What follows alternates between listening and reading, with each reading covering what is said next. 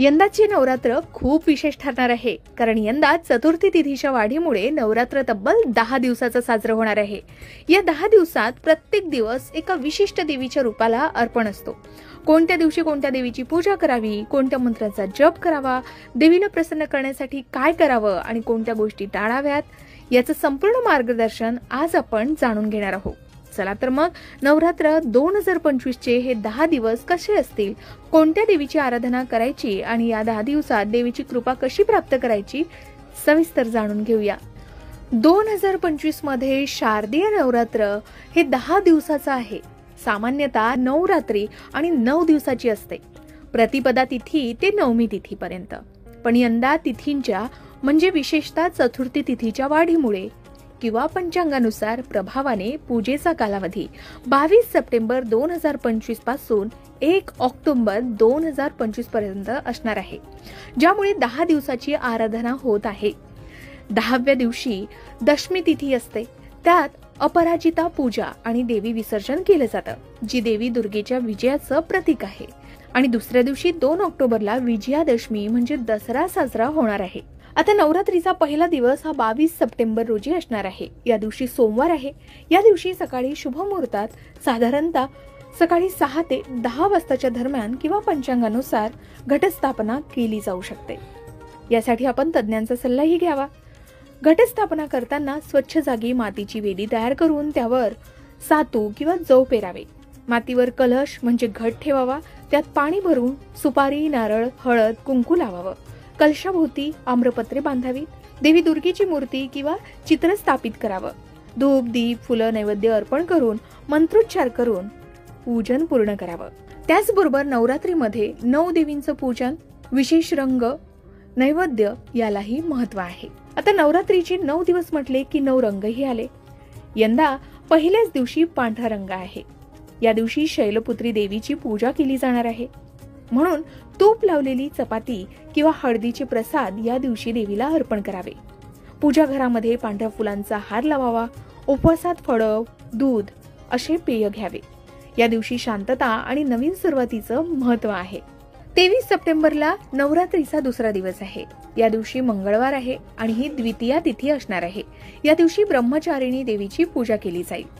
त्यानंतर नवरात्रीचा तिसरा दिवस 24 सप्टेंबर रोजी आहे। या दिवशी बुधवार आहे, ही तृतीया तिथी असेल। या दिवशी चंद्रघंटा देवीची पूजा केली जाईल। या दिवशी देवीला खिरीचा नैवेद्य दाखवावा।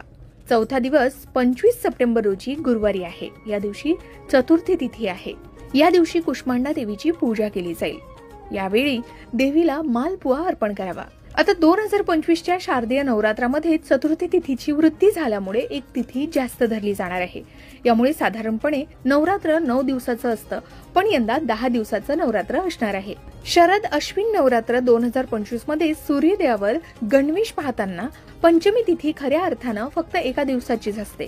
ती 27 सप्टेंबर 2025 रोजी आहे। या दिवशी शनिवार आहे आणि या दिवशी स्कंद मातेची पूजा केली जाणार आहे। या दिवशी देवीला आपण केळीचा नैवेद्य अर्पण करावा। त्यानंतर 28 सप्टेंबर रोजी षष्ठी तिथी आहे। या दिवशी कात्यायनी देवीची पूजा केली जाईल।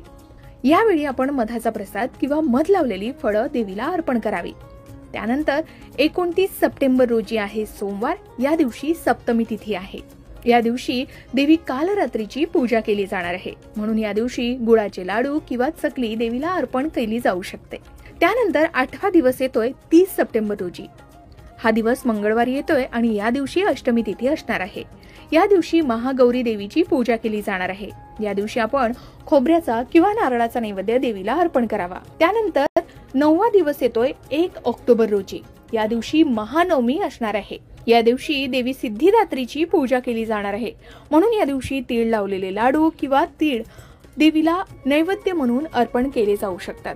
आता अश्विन महिन्याच्या शुक्ल पक्षातील प्रतिपदेपासून ते नवमी पर्यंत शारदीय नवरात्र साजरं केलं जातं। भारतीय शारदीय नवरात्रीला महत्त्वाचं स्थान प्राप्त आहे। तर यंदा अशा प्रकारे 22 सप्टेंबर पासून नवरात्रीला सुरुवात होणार असून 2 ऑक्टोबर रोजी दसरा साजरा केला जाणार आहे। यात नवरात्रीच्या पहिल्या दिवशी घटस्थापना केली जाईल आणि 9 दिवसांत देवीच्या विविध 9 रूपांची पूजा, आराधना आणि सेवा केली जाईल। 9 दिवस उपवासही केला जातो। आता सर्वात महत्त्वाचं म्हणजे या दिवशी घटस्थापनेचा शुभ मुहूर्त काय असणार आहे तर या संबंधित वेगळी माहिती तुम्हाला आमच्या चॅनलवर पाहायला मिळेलच, तरी थोडक्यात जाणून घेऊया. अश्विन महिन्याच्या शुक्ल पक्षातील प्रतिपदा तिथी ही 22 सप्टेंबर सोमवारी रोजी आहे. या दिवशी मध्यरात्री 1:23 ही तिथी सुरू होणार आहे आणि 23 सप्टेंबर मंगळवारी रोजी 2:55 ही तिथी समाप्त होईल. घटस्थापनेचा शुभ मुहूर्त हा 22 सप्टेंबर रोजी म्हणजे सोमवारी सकाळी 6:09 ते सकाळी 8:06 असल्याचं सांगितलं जात आहे. शिवाय या काळामध्ये घटस्थापना करू शकला नाहीत तर अभिजित मुहूर्तात म्हणजे 11:49 ते दुपारी 12:38 ही घटस्थापना केली जाऊ शकते. यासाठी तज्ञांचा सल्लाही तुम्ही नक्कीच घेऊ शकता. आता घटस्थापना केव्हा केली जाते तर अश्विन शुद्ध प्रतिपदेपासून नवमीपर्यंत नवरात्रोत्सव साजरा केला जातो. कुलदेवीची स्थापना यावेळी केली जाते. काही जणांकडे देवीची मूर्ती प्रतिष्ठापित करतात तर काही जणांकडे फक्त कलश मांडतात. त्याला घटस्थापना असं म्हणतात. एकदा ती पूजा मांडली की 9 दिवस ती हलवत नाही. या 9 रात्री देवी पुढे तेल किंवा तुपाचा अखंड दीप प्रज्वलित केला जातो.